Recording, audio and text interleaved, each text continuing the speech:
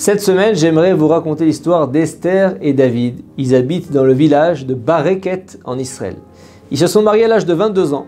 Malgré le fait que 18 années se soient écoulées depuis leurs noces, ils n'ont toujours pas connu le bonheur de mettre au monde leur premier enfant. Le couple décide d'organiser à la maison un cours de Torah pour des femmes qui sont dans la même situation qu'Esther, pour essayer d'améliorer, multiplier leurs mérites pour enfin accueillir peut-être leur premier enfant.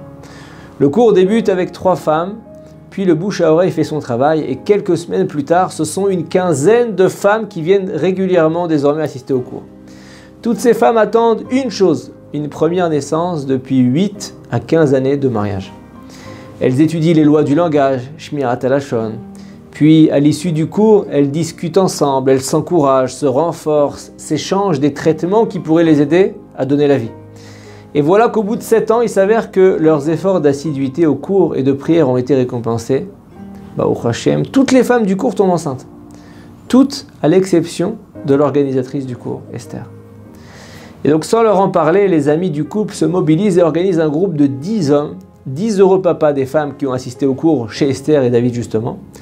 Ils se rendent sur les tombes des tzadikim, des justes, en particulier celle de Rabbi Avraham Ishaak Erlitz, le Chazon Ish, un géant en Torah de la génération, un grand possèque, un grand décisionnaire.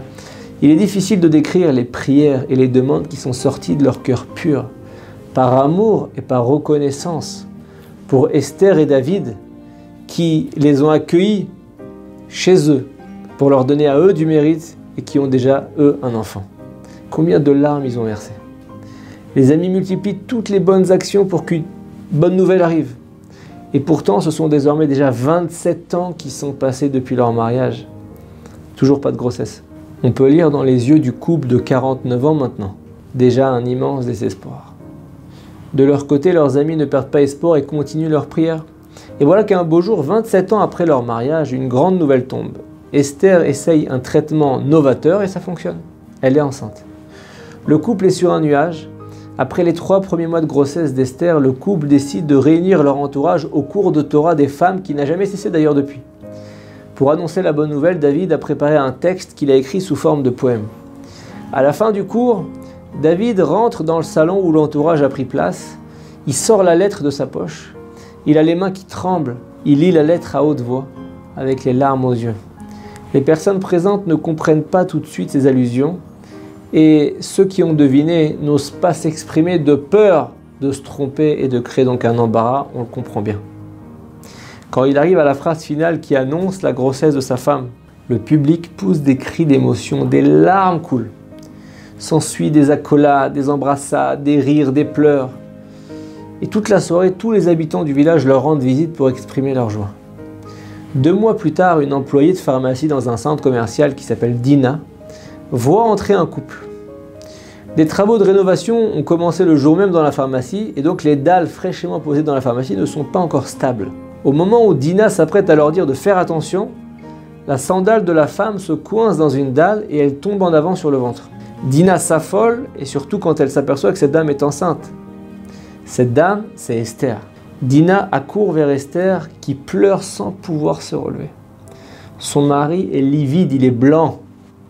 Mais il arrive encore à garder son sang-froid et il s'adresse très vite à Dina. Il lui dit « Écoutez-moi madame, ça fait 27 ans qu'on attend cette première grossesse de mon épouse. Courez appeler une ambulance, expliquez-leur la situation.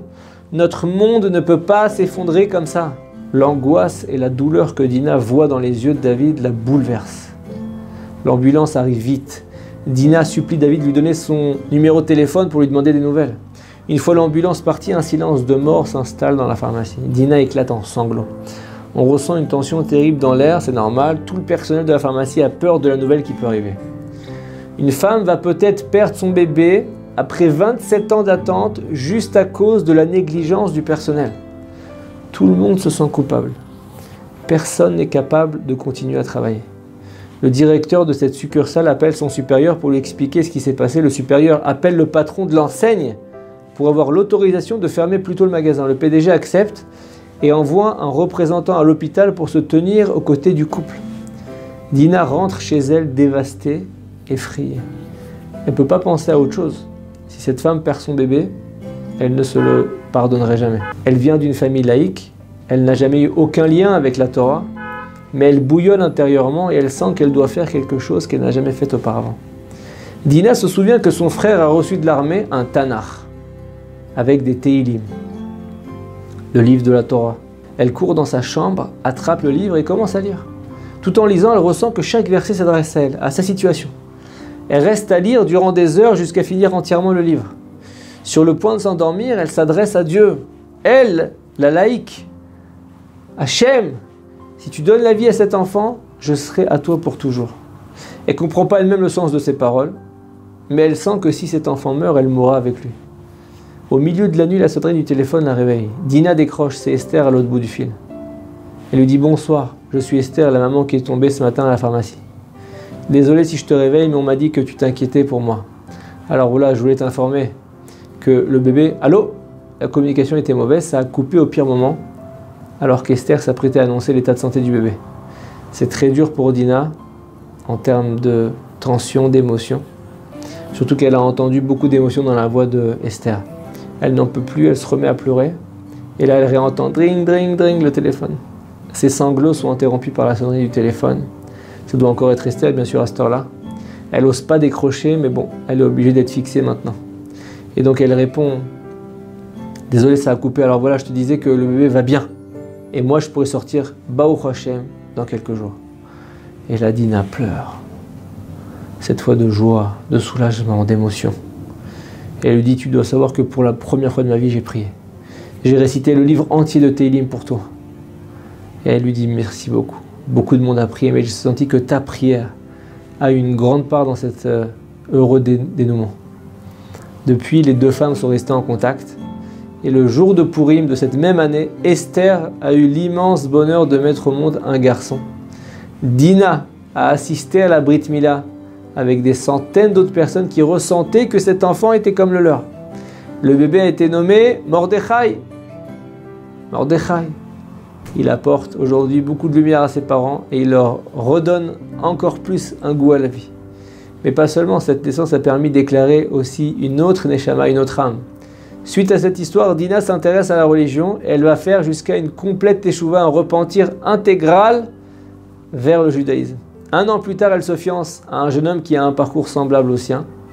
Le jour de ses fiançailles, elle reçoit une double invitation à une Brit Mila et une nomination. Esther et David, à 53 ans, ont mis au monde ensuite des jumeaux, une fille, un garçon en bonne santé. Belle histoire. On apprend ici qu'aucune situation ne doit nous amener au désespoir. Ce couple a eu le bonheur d'avoir 3 enfants, dont le premier après 27 ans d'attente.